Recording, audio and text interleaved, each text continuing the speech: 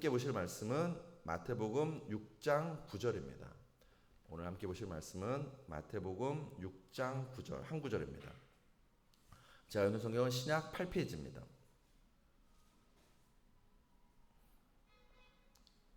마태복음 6장 9절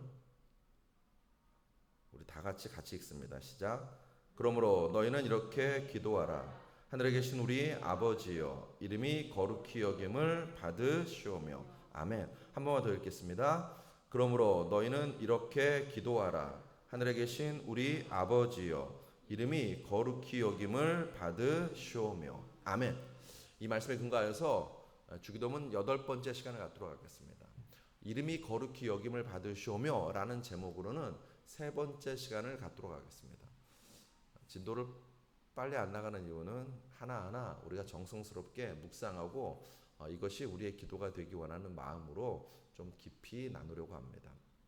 한번 따라 하실까요? 이름이 거룩히 여김을 받으시오며. 한 번 더요. 이름이 거룩히 여김을 받으시오며. 아멘. 어떤 사람이 죽기 전에 예수님을 영접했습니다. 너무 늦게 예수님을 만나고 그 예수님 너무너무 사랑하니까 이분이 정말 최선을 다해서 예수님을 사랑하고 헌신하고 충성했습니다. 그리고 이제 소천했습니다. 천국에 갔습니다.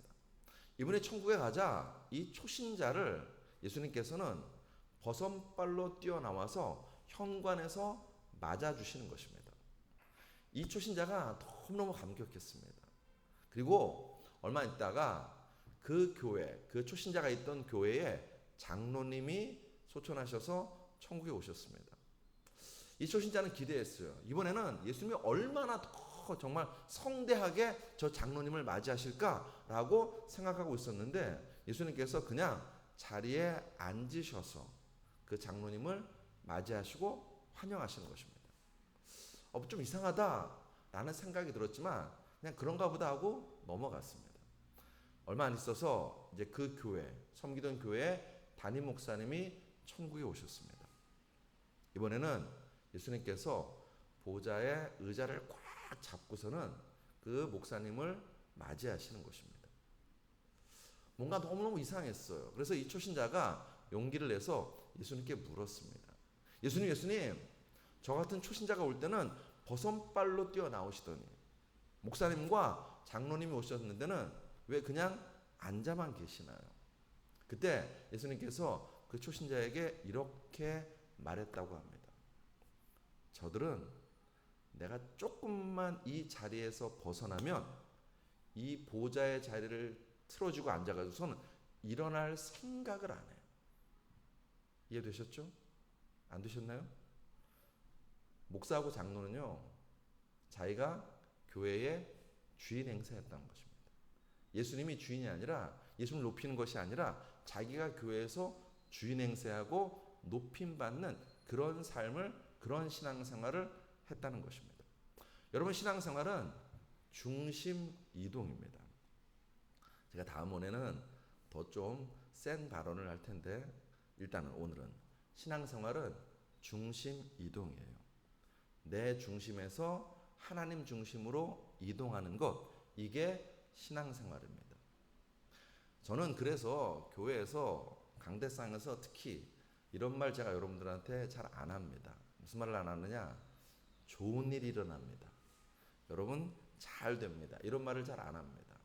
여러분, 이 말은 누구 좋으라고 들은 얘기죠? 사람 좋으라고 하는 얘기입니다. 이 말의 주인은 사람입니다. 사람에게 들려주고 싶은 것입니다. 그런데 교회는, 신앙생활은 우리가 주인이 아니라 예수님이 주인이시고 우리가 중심이 아니라 예수님이 중심이십니다. 여러분과 제가 교회 와서 신앙생활하고 예배 드린다는 것은 예수 그리스도를 높이는 것, 그게 신앙생활의 본질입니다. 그런 측면에서 저는 찬양도 가급적이면 좀 이렇게 하나님을 높이고 예수님을 높이는 찬양을 솔직히 하고 싶어요. 우리가 좋아하는 찬양 이런 것도 있습니다. 나의 등 뒤에서 나를 도우시는 주, 또는 나 자유 얻었네, 또는 내게 강같은 평화. 이거 정말 좋은 찬양들입니다. 많이 불렀던 찬양들입니다. 그런데 잘 생각해 보면 이 찬양들은 내 중심인, 내가 초점인 찬양입니다.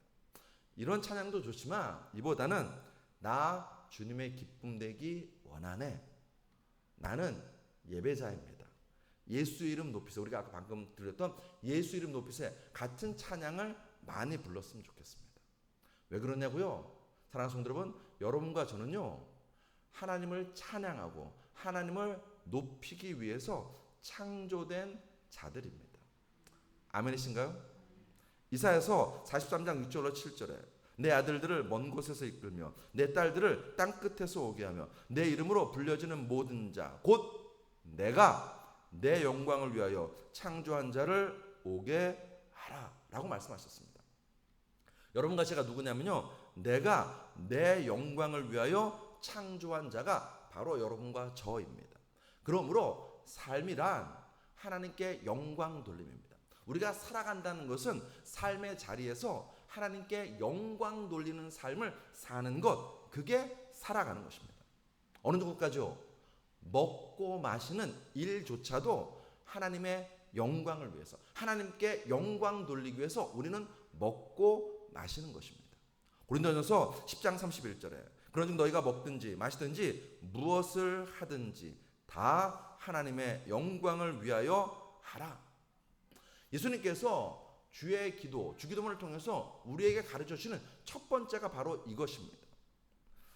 이름이 거룩히 여김을, 정확히는 당신의 이름이, 아버지의 이름이 거룩히 여김을 받으시옵소서라고 기도하라는 것은 여러분과 저는 하나님께 영광을 돌리기 위해서, 하나님께 찬양을 돌리기 위해서 창조된 자임을 기억하고 내 평생 하나님이 받으시기에 합당한 영광을 돌려드리는 자로 살겠다는 것, 그게 이름이 거룩히 여김을 받으시오며 라는 기도의 핵심입니다. 안타깝지만 현대인들은, 정확히 현대 기독교인들은 점점 이 부분에 있어서 약화되고 있습니다. 무슨 말씀이냐면 신앙생활을 나를 위해서 합니다. 하나님께 영광 돌리기보다는요, 하나님께 복 받기 위해서 합니다. 하나님을 내 삶을 위해서 이용하려고 합니다. 찬양도 내 취향에 좀 맞아야 돼요. 교회 와서 찬양 드리는데 내 취향에 안 맞으면 입이 나옵니다. 아니, 입이 다물어져요. 설교도 내 귀에 즐거워야 돼요. 기도도 그냥 내가 요구하는 것들만, 그것만 막 하나님께 퍼붓고 끝냅니다. 교회를 선택할 때, 예배당을 선택할 때도 마찬가지입니다. 편의시설이 잘 갖춰져 있고 내가 편한지, 내가 예배드리기 편한 그런 편의시설이 잘 갖추어져 있는지 이걸 먼저 살핍니다. 말씀도 마찬가지입니다. 성경을 읽을 때 내 입맛에 맞는 것만 밑줄을 치려고 합니다. 안타깝지만 목사님들도 그런 위험성이 있어요. 이거 전하면 성도들이 좀 불편하겠지, 그런 말씀은 잘 안 전하려고 합니다. 근데 제가 오늘은 여러분은 안 들으셔도 되는데 여러분이 들으면 불편할 말을 좀 하고 싶습니다. 여하튼지 간에 말씀을 전할 때에 조금 뭔가 세상 기조와 잘 맞지가 않는다 그러면 슬쩍 넘어가려고 합니다. 대표적인 것 중에 하나가 뭐냐면 하나님께서 이스라엘 백성에게 가나안 땅에 들어가면 가나안 족속을 다 멸하라고 하셨습니다. 이 말씀 사람들은 굉장히 불편합니다.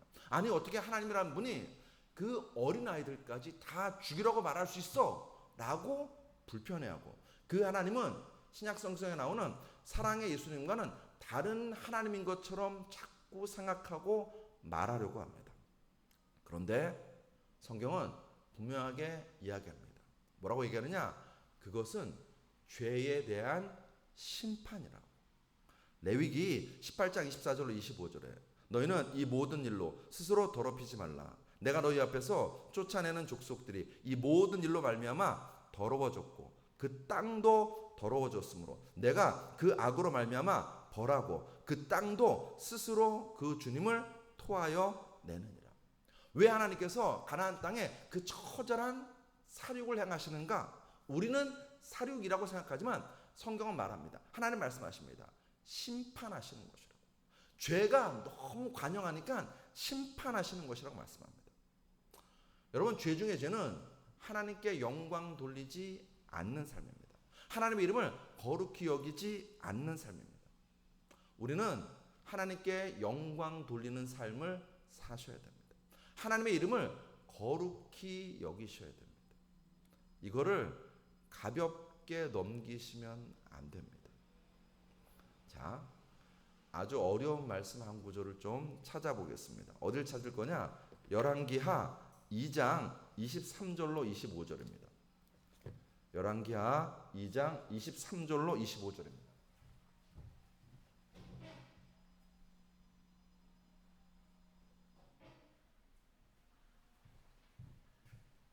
구약성경 열왕기하 2장 23절로 25절입니다. 제가 가지고 있는 성경은 구약 563페이지입니다.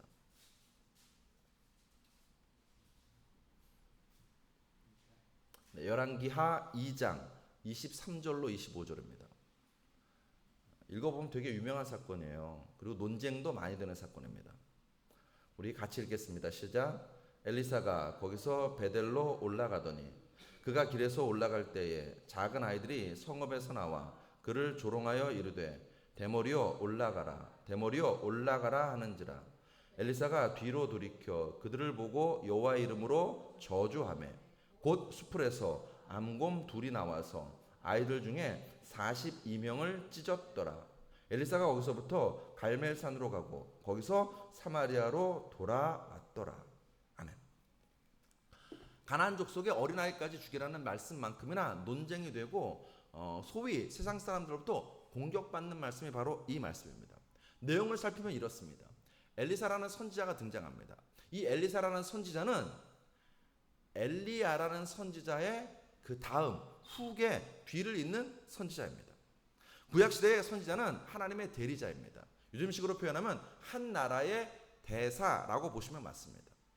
이 엘리사가 베델로 올라가고 있었습니다. 길을 가는데 아이들이 성읍에서 나옵니다. 나와서 뭐라고 조롱하느냐? 이 대머리여 올라가라. 대머리여 올라가라라고 놀립니다. 그 다음이 문제예요. 그러자 이 엘리사가 어떻게 했는가? 하나님의 이름으로 이 아이들을 저주해요. 저주하고 난 다음에 무슨 일이 벌어집니까? 숲에서 암곰 2마리가 나와서 그 아이들 중에서 무려 42명을 찢어 죽이는 사건이 벌어집니다.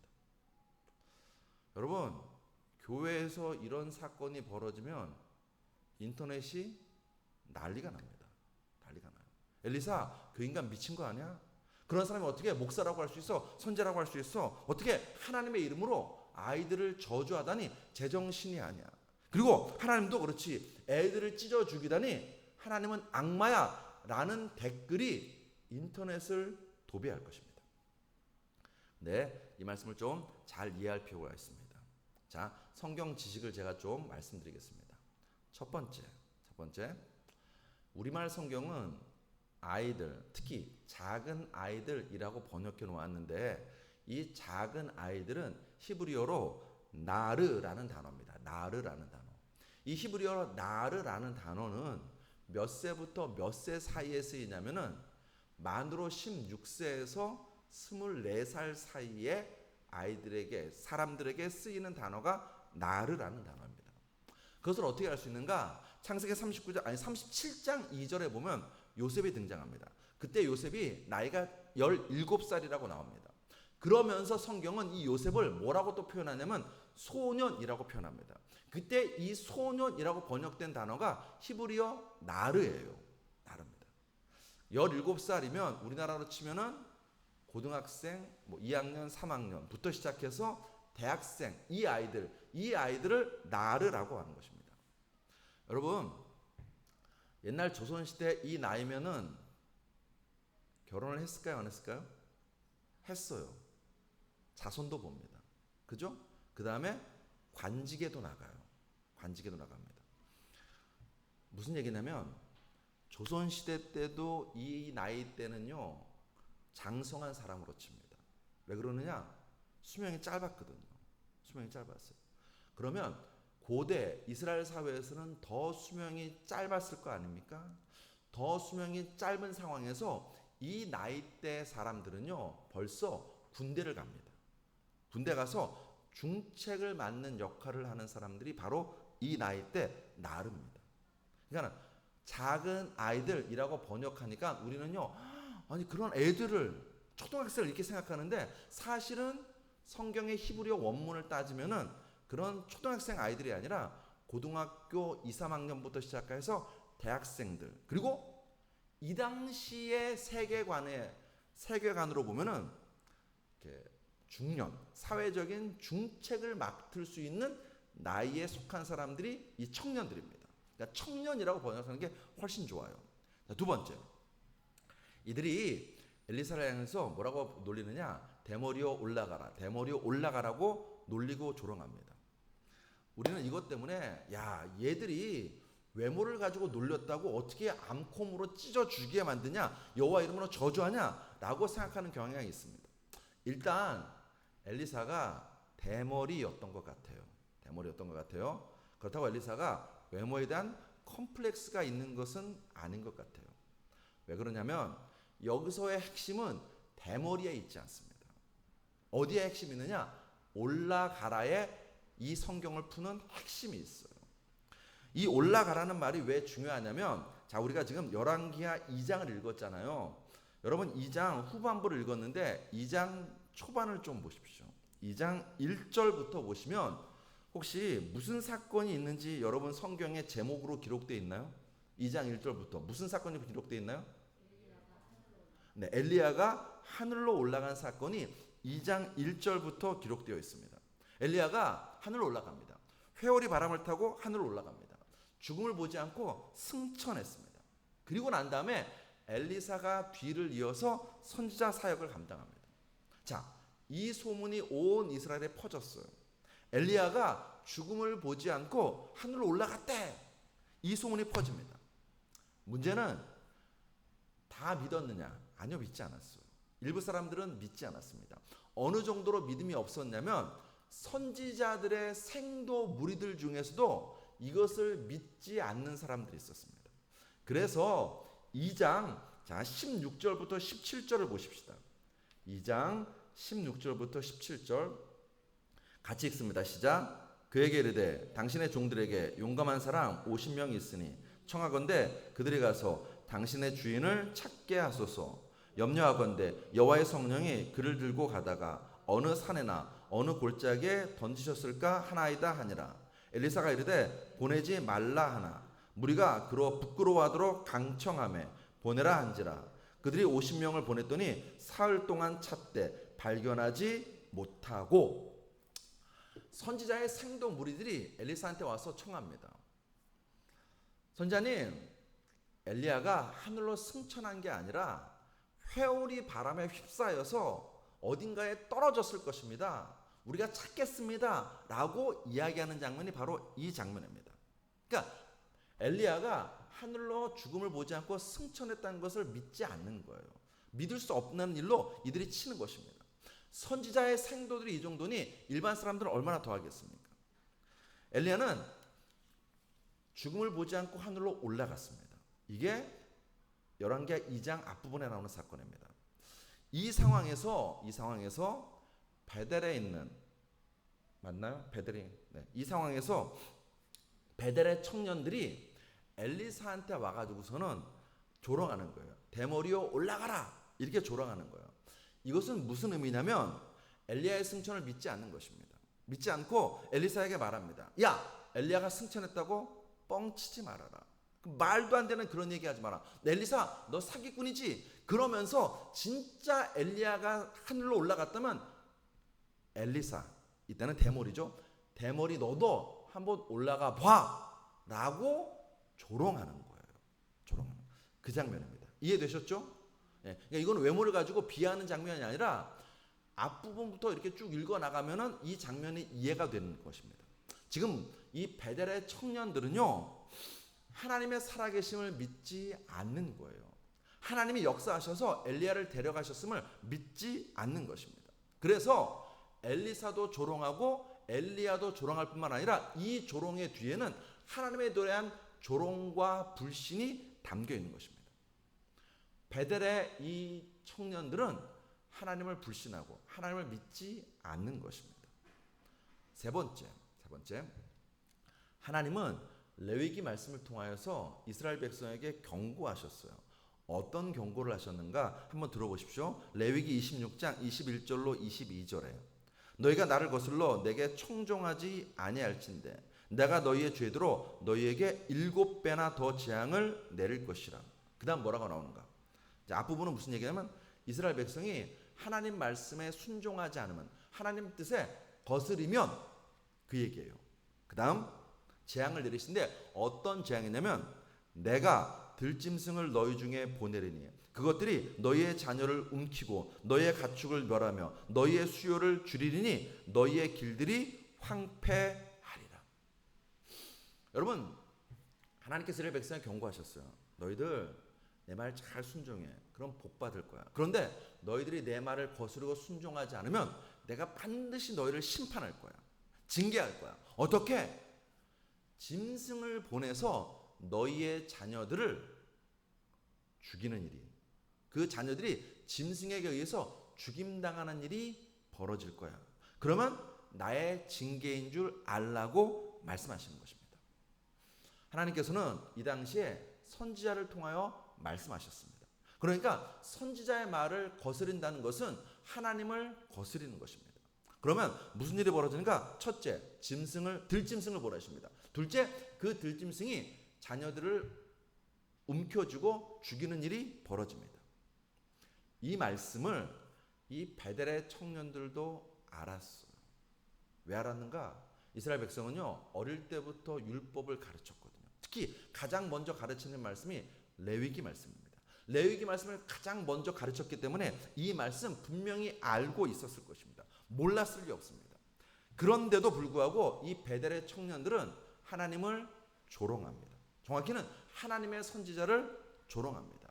엘리사도 조롱하고 엘리야도 조롱합니다. 그리고 그 조롱에는 아까 말씀드린 것처럼 하나님에 대한 불신이 포함되어 있습니다. 그러자 하나님께서 레위기의 말씀대로 들짐승을 보내십니다. 암곰 2마리를 보내셔서 무려 42명의 청년들을 벌하시는 그 역사가 이 현장에서 일어납니다. 네 번째, 이 말씀을 이해하는데 중요한 것은 뭐냐면 엘리사가 베델로 올라갑니다. 여러분 이 당시 베델은요 타락할 대로 타락했었습니다. 우상 숭배가 만연했습니다. 여러분 우상을 숭배하려면은 앞에 뭐가 있어야 되죠? 우상 숭배하면 교회는 예수님의 형상이 있나요, 없나요? 없어요. 그런데 우상을 숭배할 때는 앞에 형상이 있어요. 뭐 곰 형상을 만들든지 뭔가 송아지 형상을 만들든지 형상을 만듭니다. 우상을 숭배할 때 형상을 만들어요. 그러면 그 형상을 만들어서 누군가 만드는 사람이 있을 거 아닙니까? 그리고 그 형상을 만들어서 판매를 합니다. 소위 우상을 만드는 산업이 그 도시에 발달합니다. 우상 산업이 발달해요. 굉장히 번창했을 것입니다. 우리가 성경에 보는 것처럼 심지어 다윗의 가정에도 드라빔 형상이 있을 정도로 이스라엘 백성 안에는요 굉장히 형상이 많이 유통되었습니다. 그러니까 베델에서는요 우상 산업이 굉장히 발달한 사람이었습니다. 그런데 그런 베델에 하나님의 사람이 와서 심판을 선언하고 하나님의 말씀을 전하면 무슨 일이 벌어지는가? 이 베델 사람이 그 말씀을 듣고 회개하면 우상 산업이 타격을 받습니다. 즉 수입이 줄어들어요. 그래서 어쩌면 이 베델의 청년들이 엘리사를 향하여 대머리야 올라가라고 말하는 이유가 여기서 썩 꺼지는 의미로도 해석할 수 있습니다.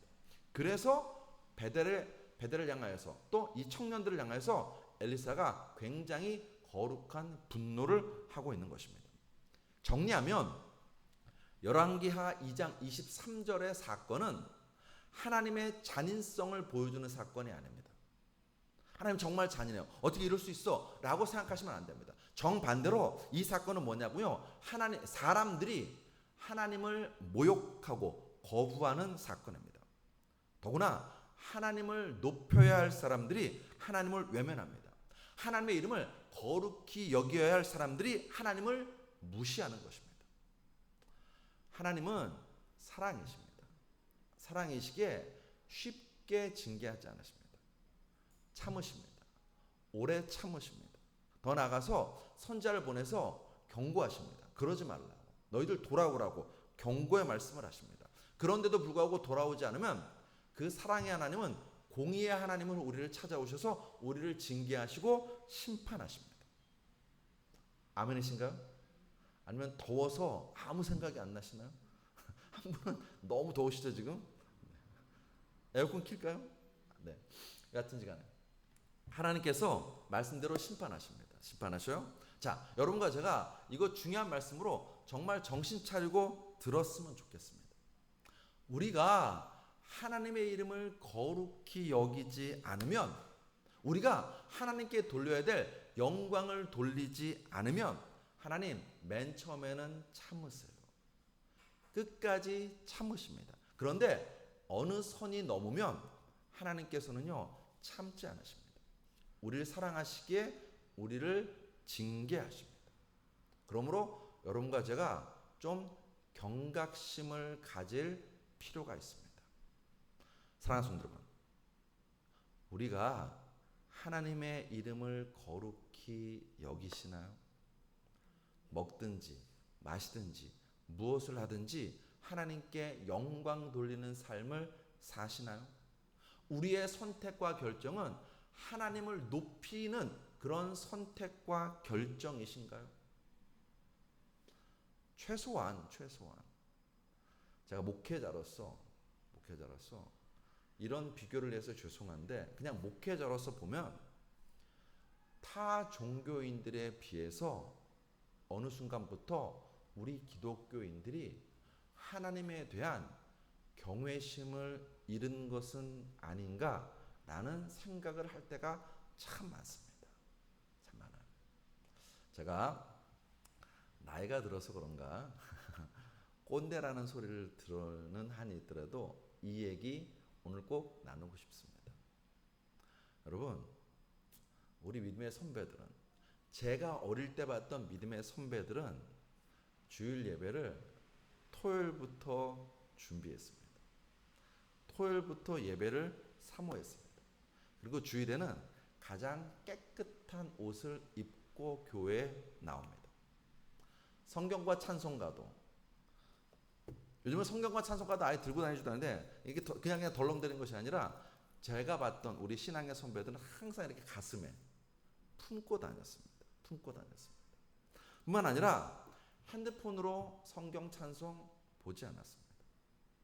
예배당에는 예배 시작 전에 미리 와서 기다리고 준비했습니다. 저 어릴 때는 무려 1시간 전에 먼저 가서, 예배 시작 시간보다 먼저 가서 기다렸습니다. 기도할 때는 무릎 꿇고 기도했습니다. 헌금 미리 준비했습니다. 토요일날 정성스럽게 미리 준비했습니다. 돈이 구겨져 있으면요 대리미로 폈어요. 11조 자기가 쓸 거 다 쓰고 남은 거 드리는 것이 아니라 11조 먼저 떼었습니다. 그리고 어디 감히 예배당에 커피를 들고 옵니까? 어디 감히 예배를 드리는데 다리를 꼬고 앉아서 예배를 드립니까? 그런 거 있을 수 없는 일이었습니다. 뿐입니까? 예배 시간에 조는 일이요? 더더욱 있을 수 없는 일이었습니다.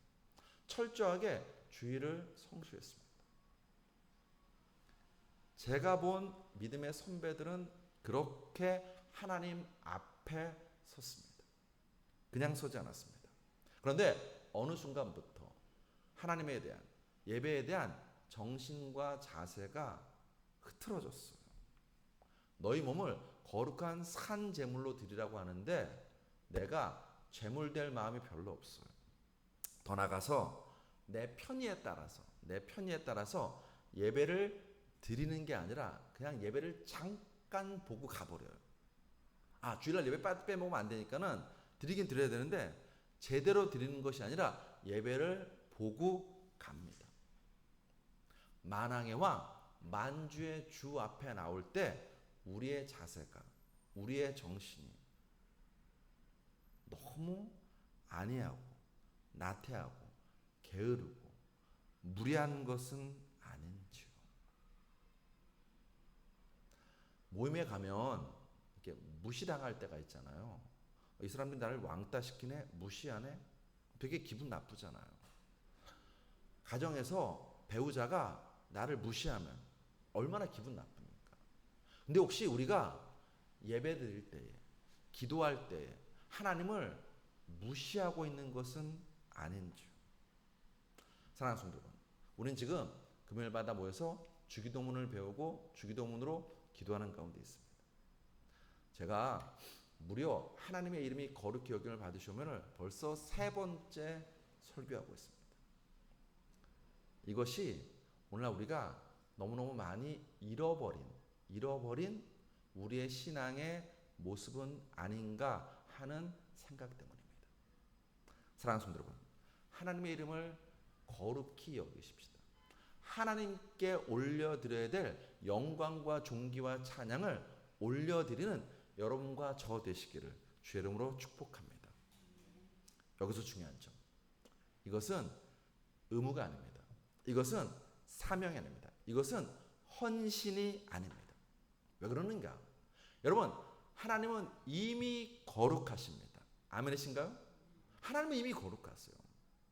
우리가 막 찬양을 높이 드리고 우리가 막 예배를 잘 드린다고 해서 하나님의 거룩함이 더 크게 커지고 우리가 막 하나님을 무시한다고 해서 하나님의 거룩함이 줄어드는 것 아닙니다.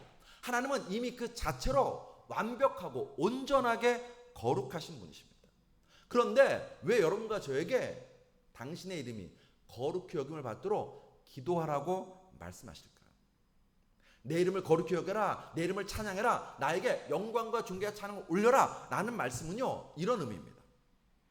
내 안에서 행복해, 내 안에서 기뻐해, 내 안에서 즐거워해, 이런 말씀입니다. 하나님은 여러분과 저에게 참된 기쁨과 하나님만이 줄 수 있는 그 기쁨과 영광과 은혜를 허락하시기 위해서 내 이름을 거룩히 여기라고 말씀하시는 것입니다. 호세아서를 보면 하나님과 우리 사이를 부부관계로 표현합니다. 그래서 제가 부부관계로 예를 들겠습니다. 남편이 아내를 사랑합니다. 아내도 남편을 사랑합니다. 남편과 아내가 서로를 사랑하면 그 남자와 그 여자는 행복할까요? 불행할까요? 대답을 안 하시는 분들은 불행하다고 생각해요. 김민희 선생님 대답 안 하셨어요? 다시 물을게요. 부부가 서로 사랑합니다. 사랑하면 그 남자와 그 여자는 행복할까요? 불행할까요? 행복합니다.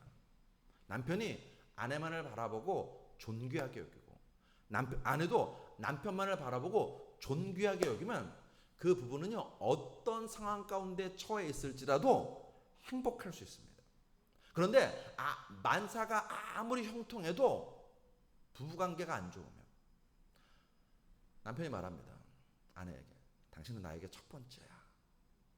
회사의 미스김은 두 번째야. 스포츠 단체의 미스박은 세 번째야. 라고 말하면 이 부부는 행복할까요? 불행할까요? 불행하죠. 불행합니다. 전혀 행복하지 않습니다. 먹은 것 소화도 안 됩니다. 하나님께서 지금 이 이야기를 하고 계신 것입니다. 하나님 우리에게 말씀하세요. 나는 너희를 정말 사랑해. 너희만 사랑해. 너도 나만 사랑해라. 그러면 세상이 줄 수 없는 행복과 기쁨을 너와 내가 누리고 또 누릴 수 있단다 라고 말씀하시는 것입니다. 그러므로 사랑하는 성도 여러분요, 이름이 거룩히 여김을 받으시오며 라는 이 기도를 하라고 말씀하시는 것은 우리를 향한 하나님의 사랑의 고백인 동시에 여러분과 저를요, 하나님의 행복의 자리로 초대하시는 것입니다. 하나님께서는 오늘도 앤드류 머레이 목사님께 물었던 질문을 여러분과 저에게도 똑같이 질문하실 것입니다. 제가 이 이야기 몇 번 해드린 것 같아요. 참 좋아하는 이야기입니다. 앤드류 머레이 목사님께서 기도하는데 하나님께서 오늘날 물으셨대요. 나는 너에게 어떤 존재니? 앤드류 머레이 목사님은 조금도 주저하지 않고 대답합니다. 네, 하나님은 저에게 첫째이십니다. 앤드류 모레이 목사님은 자기가 대답을 잘했다고 생각했는데 뭔가 하나님이 불편해하시는 것 같아요. 기분이 안 좋으신 것 같아요.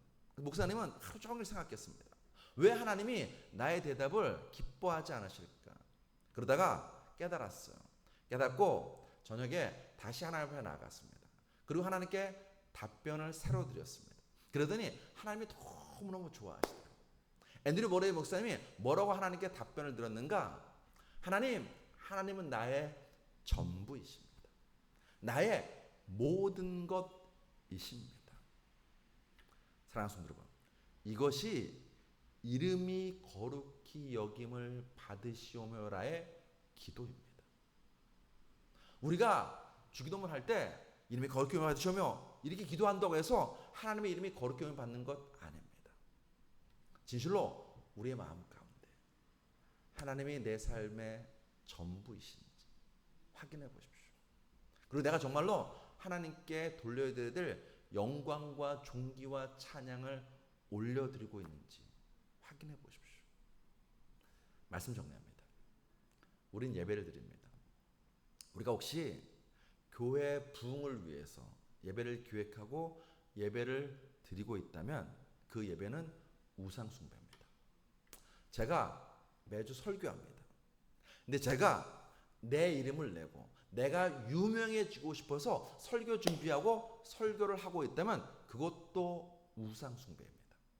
우리가 찬양을 드립니다. 근데 그 찬양곡이 좋아서 신나서 내 마음에 맞아서 찬양을 들고 있다면 그것도 우상 숭배입니다. 우리가 기도를 합니다. 그런데 우리의 기도가 그냥 내 요구사항만 막 퍼붓는 기도라면 그 기도는 우상 숭배입니다. 여러분과 제가 매일매일 거룩한 예식과 신앙의 절차를 아무리 따라도 하나님의 이름이 내 마음 중심에 없다면 그것은 우상 숭배입니다. 하나님의 이름을 망령되이 일컫는 것입니다. 예배는 하나님을 즐거워하고 하나님께 영광 돌리는 것입니다. 우리가 기도하고 찬양하고 말씀 듣는 것도 하나님의 이름을 더 깊이 알고 하나님께 이름에 올려져야 될 찬송을 돌리기 위해서 기도하고 말씀 듣는 것입니다. 사랑하는 성도 여러분, 하늘에 계신 우리 아버지여, 이름이 거룩히 여김을 받으시오며, 이거를 그냥 습관적으로 주문처럼 읊조리지 말고 진심을 담아서 하나님 정말 내 전부이십니다. 하나님, 내 삶을 통해서 찬양과 영광과 존귀를 받으십시오 하는 진심을 담아서 기도하는 여러분과 저 되시길 주의 이름으로 축복합니다. 그러면 하나님이 기뻐하시고 우리는 그 하나님으로 인해서 세상이 줄 수 없는 기쁨을 누리게 될 줄로 믿습니다. 기도하시겠습니다. 나의 소망, 나의 전부, 나의 찬양이 되시는 아버지 하나님, 오늘 그 아버지 하나님을 진심으로 높이고 또 높이기 원합니다. 하나님, 정말 우리가 어느 순간부터 하나님을 경외하지 아니하고 하나님을 가벼이 여기고 있지는 않습니까? 사랑의 하나님이라고 다 괜찮다고 이 정도는